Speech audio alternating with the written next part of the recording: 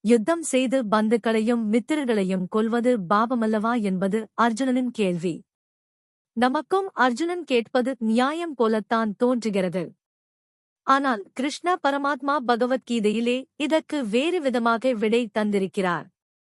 உலகத்தின் பார்வைக்கு ஒரு காரியம் கெட்டதாக, கொடுமையாகத் தோன்றலாம். ஆனால் அதனால் மட்டும் அது பாபமாகத்தான் இருக்க வேண்டும் என்பதில்லை. உலகத்தின் க்ஷேமத்துக்காகவே கொடுமைகளைக் கூடச் செய்ய வேண்டி நேரலாம். அப்போது அதில் பாவமில்லை. இதுதான் பகவான் தருகிற பதில். அப்படியானால் எது பாபகாரியம், எது புண்ணிய காரியம்? இதற்கும் பகவான் பதில் சொல்கிறார். ஆசையினாலோ துவேஷத்தினாலோ செய்கிற காரியங்கள்தான் ஒருத்தரை பாபத்தில் தள்ளுகின்றன. ஆசையும் துவேஷமும் இல்லாமல் லோக க்ஷேமமாகச் செய்கிற காரியங்கள் எத்தனை கொடுமையாகத் தோன்றினாலும் அதெல்லாம் புண்ணியமானவைதான். இதுதான் கீதை தருகிற பதில். ஆசையும் துவேஷமும் இல்லாமல் கூட கொடிய காரியம் செய்யப்படுமா என்று சந்தேகம் வரலாம். திருஷ்டாந்தம் சொல்கிறேன். ஒரு ஜட்ஜ் குற்றவாளியை சிக்ஷிக்கிறபோது அவருக்கு சொந்த ஆசையோ துவேஷமோ இருக்கிறதா? சிக்ஷை தருவது கொடுமையாகத் தோன்றலாம். ஆனால் அதுவே லோக க்ஷேமத்துக்காக, அந்த குற்றவாளியின் ஆத்ம க்ஷேமத்துக்காகவும் கூட விதிக்கப்படுகிறது.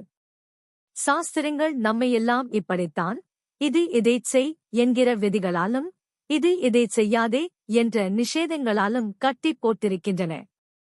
அவற்றால் நமக்கும் நன்மையே, லோகத்துக்கும் நன்மையே. அந்த சாஸ்திர பிரகாரமே நாம் காரியம் செய்ய வேண்டும் என்று கிருஷ்ண பரமாத்மா கீதையில் அடித்துச் சொல்கிறார். தஸ்மாத் சாஸ்திரம் பிரமாணம் தே கார்யா காரிய வியவஸ்திது என்கிறார். எது செய்யத்தக்கது, எது செய்யத்தகாதது என்று நிச்சயிப்பதில் சாஸ்திரமே உனக்கு பிரமாணம் என்று அழுத்தமாகச் சொல்கிறார். அவனவன் தன் மனம் போனபடி முடிவு பண்ணாமல் சாஸ்திரப்படியே கர்மம் செய்ய வேண்டும் என்கிறார். இப்போது கீதைக்கு லோகம் முழுவதும் மவுசாக இருக்கிறது. நம் சாஸ்திரங்கள் சொல்கிற ஆச்சார அனுஷ்டானங்களில் நம்பிக்கை இல்லாதவர்கள், ஆராய்ச்சிக்காரர்கள், வெள்ளைக்காரர்கள் எல்லோரும் கீதையை பிரமாதமாகச் சொல்கிறார்கள். கீதையில் ஸ்வதர்மப்படி அவனவனும் நடக்க வேண்டும் என்று சொல்லியிருப்பதற்கு இவர்கள் பல விதத்தில் அர்த்தம் சொல்கிறார்கள். ஆனால் அந்த கீதையிலேயே மேலே நான் காட்டிய வாக்கியத்தில் அவனவனும் சாஸ்திர பிரகாரம் தனக்கு விதிக்கப்பட்ட கர்மத்தையே செய்ய வேண்டும் என்று சந்தேகத்துக்கு இடமில்லாமல் சொல்லியிருக்கிறது. சொந்த ஆசை, துவேஷம் இல்லாதபோது எவனுக்கும் எந்த காரியம் செய்வதிலும் வெறுப்பு இராது.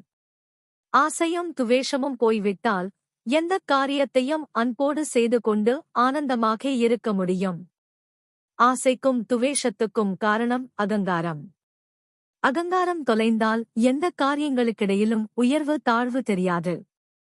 நாம் பாட்டுக்கு நம் கடமை இது என்ற உணர்ச்சியோடு ஆனந்தமாகச் செய்து கொண்டிருப்போம். லோகம் க்ஷேமமாக இருக்கும். நான் செய்கிறேன், எனக்காகச் செய்து கொள்கிறேன் என்கிற அகம்பாவம் இல்லாமல் கடமையைச் செய்து பலனை ஈசுவரனுடைய பாதத்தில் அர்ப்பணம் பண்ணுவதுதான் கீதை சொல்கிற கர்மயோகம். சொந்த வெறுப்பில்லாமல் லோக க்ஷேமார்த்தமாக காரியம் செய்து ஆத்ம பரிசுத்தி பெறுகிற இந்த பண்பாடு வேத காலம் தொட்டு நம் தேசத்தில் தழைத்து வந்திருக்கிறது. அந்த பண்பாட்டை ஒரு கையடக்கமான பேழையில் போட்டுக் கொடுத்த மாதிரி கீதையில் அனுக்கிரகம் செய்திருக்கிறார் ஸ்ரீ கிருஷ்ண பரமாத்மா.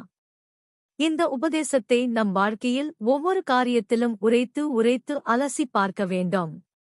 இந்த காரியத்தில் சொந்த லாபம், பேர், புகழ் இருக்கிறதா? ஆசை இருக்கிறதா? துவேஷம் இருக்கிறதா? பட்சபாதம் இருக்கிறதா? இவை இருந்தால் வெளிப்பார்வைக்கு நாம் செய்வது எத்தனை உயர்வாக இருந்தாலும் அது பாபம்தான் என்று நாம் செய்கிற ஒவ்வொரு செயலையும் அலசி அலசி பார்க்க வேண்டும். நமக்கு என்று நாமாக ஆசைப்பட்டு ஒரு காரியத்தை உண்டாக்கிக் கொண்டால் அதைச் சாதித்துக் கொள்வதில் அநேக தப்பிதங்கள் வந்து கொண்டேதான் இருக்கும்.